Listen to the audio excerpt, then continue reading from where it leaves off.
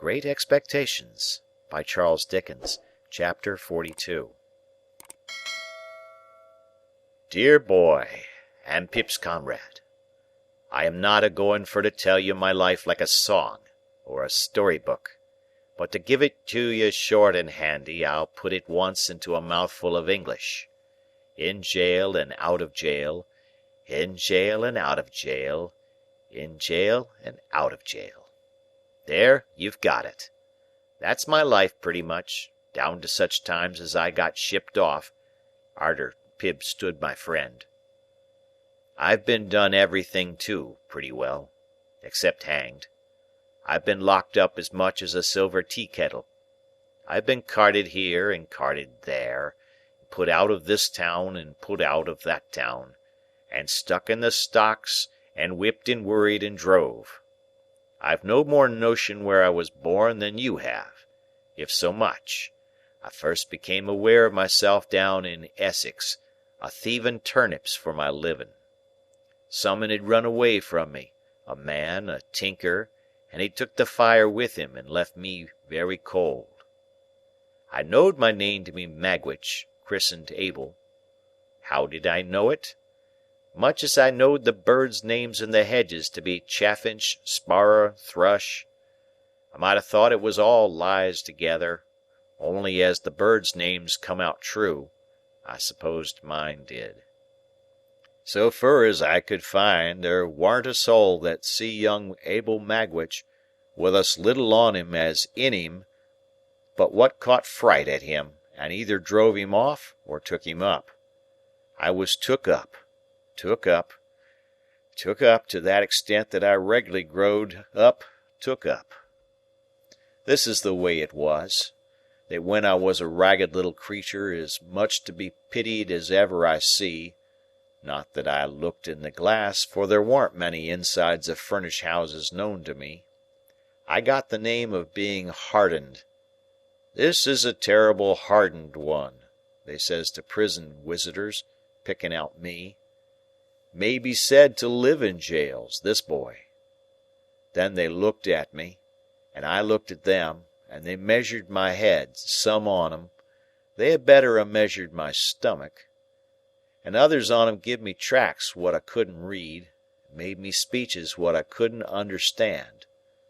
They always went on agin me about the devil. But what the devil was I to do? I must put something into my stomach, mustn't I? Howsomever, I'm a-getting low, and I know what's due. Dear boy and Pip's comrade, don't you be afeard of me being low. Tramping, begging, thieving, working sometimes when I could, though that warn't as often as you may think, till you put the question whether you would have been over ready to give me work yourselves. A bit of a poacher, a bit of a labourer, a bit of a waggoner, a bit of a haymaker, a bit of a hawker, a bit of most things that don't pay and lead to trouble. I got to be a man. A deserting soldier in a traveller's rest, what lay hid up to the chin under a load of taters, learnt me to read, and a travelling giant what signed his name at a penny a time, learnt me to write. I warn't locked up as often now as formerly, but I wore out my good share of key-metal still. At Epsom races, a matter of over 20 years ago, I got acquainted with a man whose skull I'd crack with this poker like the claw of a lobster if I got it on this hob. His right name was Compeyson, and that's the man, dear boy, what you see me a-pounding in the ditch, according to what you truly told your comrade arter I was gone last night. He's set up for a gentleman, this Compeyson, and he'd been to a public boarding school and had learning. He was a smooth one to talk, and was a dab at the way of gentlefolks. He was good-looking, too. It was the night afore the great race, when I found him on the heath, in a booth that I'd knowed on. Him and some more was a-sitting among the tables when I went in, and the landlord, which had a knowledge of me and was a sporting one, called him out and said, "I think this is a man that might suit you." meaning I was. Compeyson, he looks at me very noticing, and I look at him. He has a watch and a chain and a ring and a breastpin and a handsome suit of clothes. To judge from appearances, you're out of luck, says Compeyson to me. Yes, master, and I've never been in it much. I had come out of Kingston jail last on a vagrancy committal. Not but what it might have been for something else, but it warn't. Luck changes, says Compeyson. Perhaps yours is going to change. I says, I hope it may be so, there's room. What can you do, says Compeyson. Eat and drink, I says, if you'll find the materials.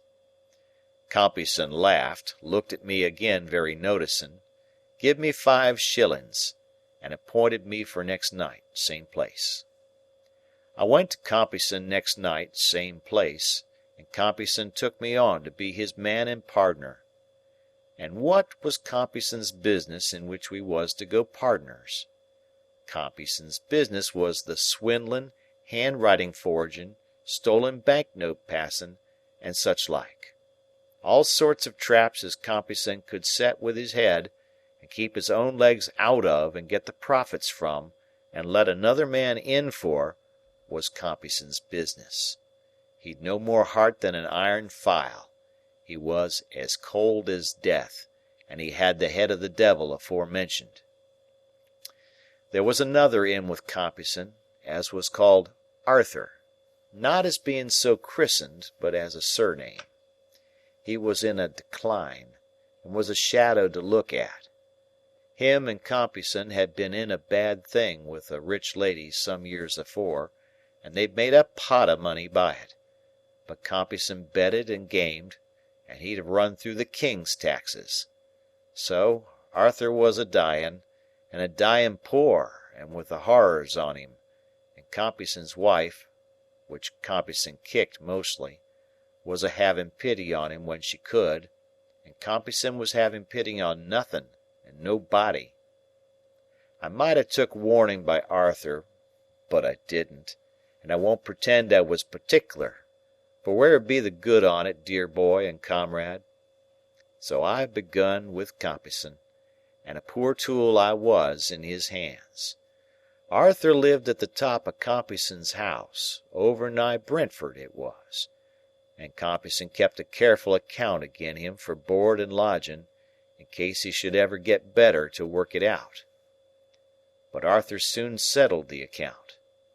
The second or third time as ever I see him, he come a tearing down into Compeyson's parlour late at night, in only a flannel gown, with his hair all in a sweat, and he says to Compeyson's wife, "Sally, she really is upstairs alonger me now, and I can't get rid of her.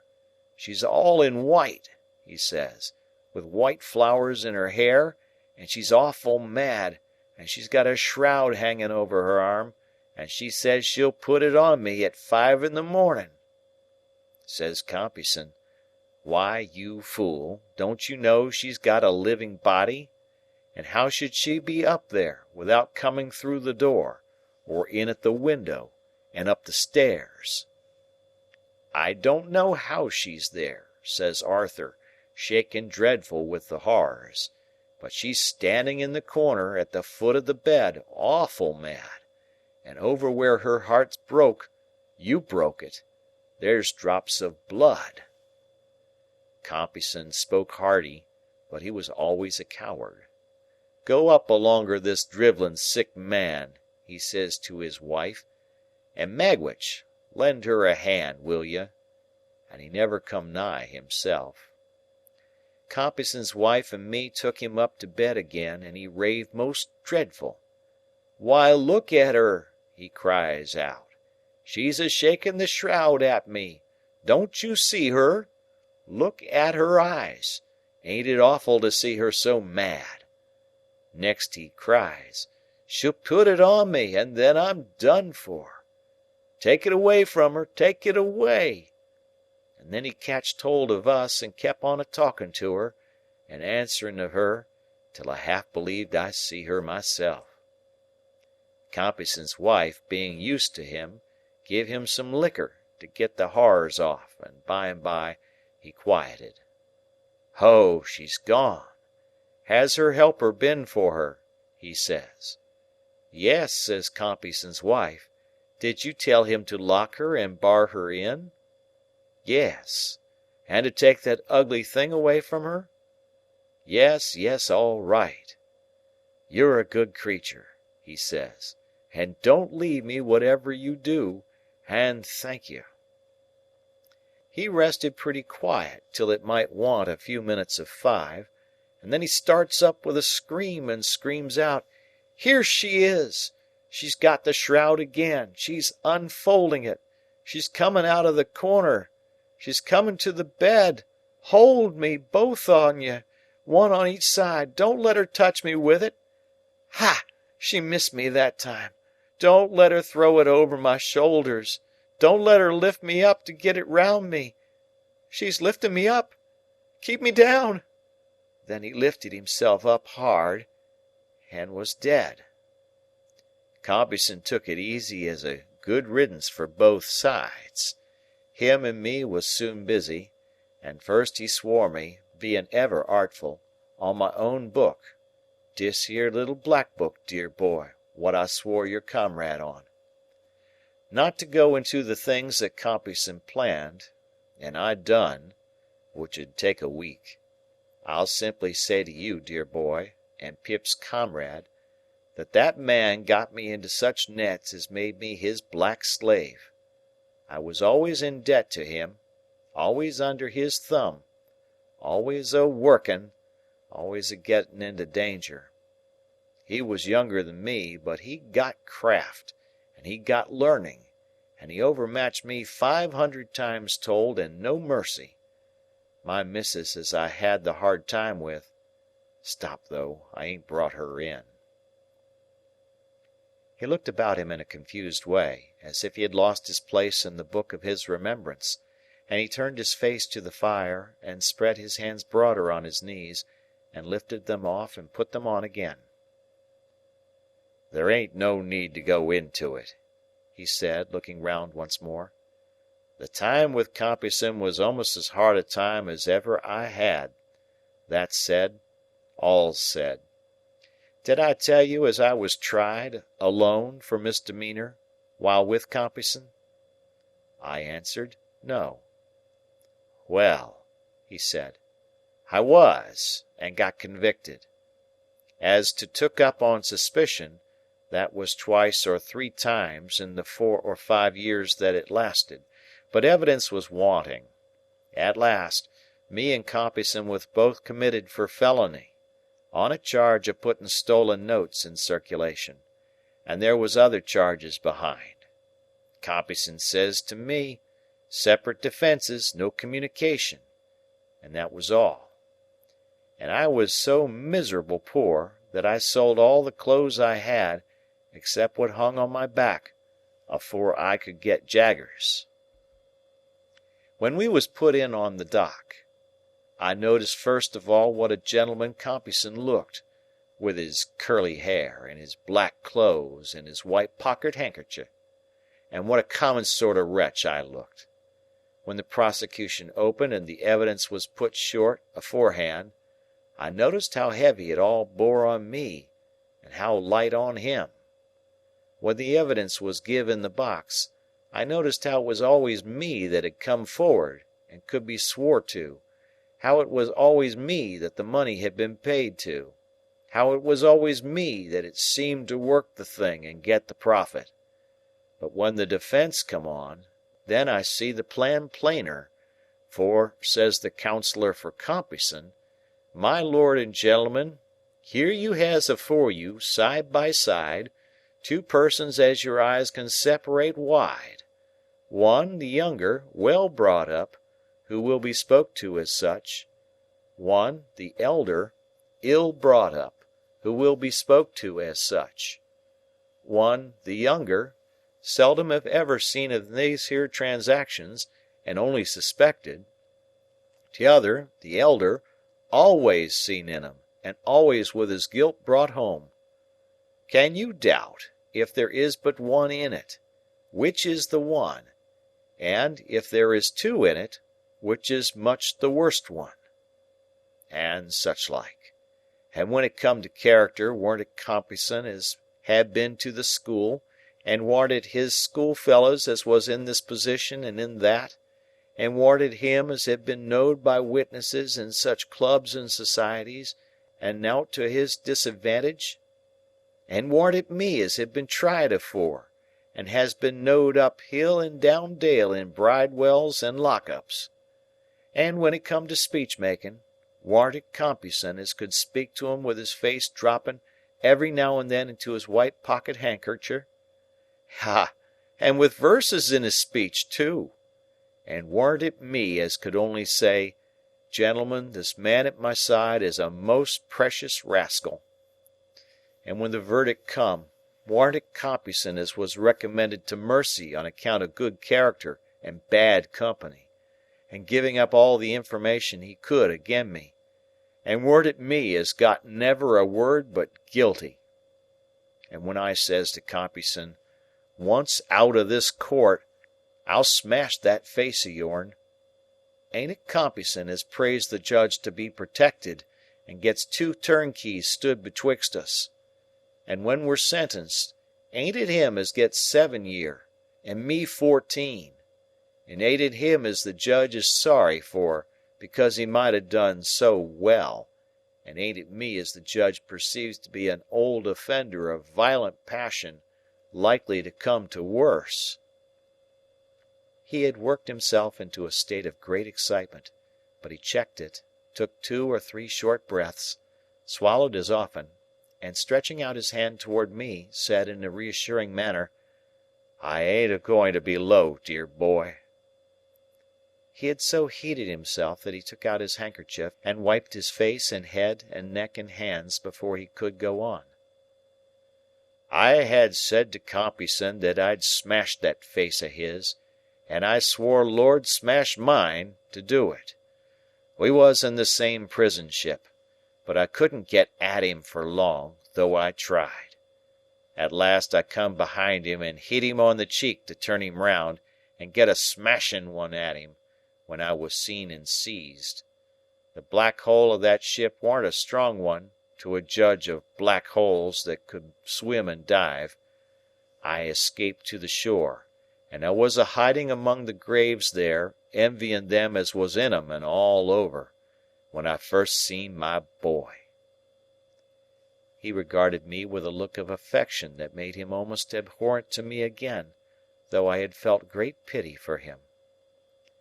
By my boy, I was give to understand as Compeyson was out on them marshes too. Upon my soul, I half believe he escaped in his terror, to get quit of me, not knowing it was me as had got ashore. I hunted him down. I smashed his face. And now, says I, as the worst thing I can do, caring nothing for myself, I'll drag you back. And I'd have swum off, towing him by the hair, if it had come to that, and I'd have got him aboard without the soldiers. Of course he'd much the best of it to the last. His character was so good. He had escaped when he had made half wild by me and my murderous intentions, and his punishment was light. I was put in irons, brought to trial again, and sent for life. I didn't stop for life, dear boy, and Pip's comrade, being here. He wiped himself again, as he had done before, and then slowly took his tangle of tobacco from his pocket, and plucked his pipe from its buttonhole, and slowly filled it, and began to smoke. "Is he dead?" I asked, after a silence. "Is who dead, dear boy?" "Compeyson." "He hopes I am, if he's alive, you may be sure," with a fierce look. "I never heerd no more of him." Herbert had been writing with his pencil in the cover of a book. He softly pushed the book over to me, as Provis stood smoking with his eyes on the fire, and I read in it, "Young Havisham's name was Arthur. Compeyson is the man who professed to be Miss Havisham's lover." I shut the book, and nodded slightly to Herbert, and put the book by; but we neither of us said anything, and both looked at Provis as he stood smoking by the fire. Chapter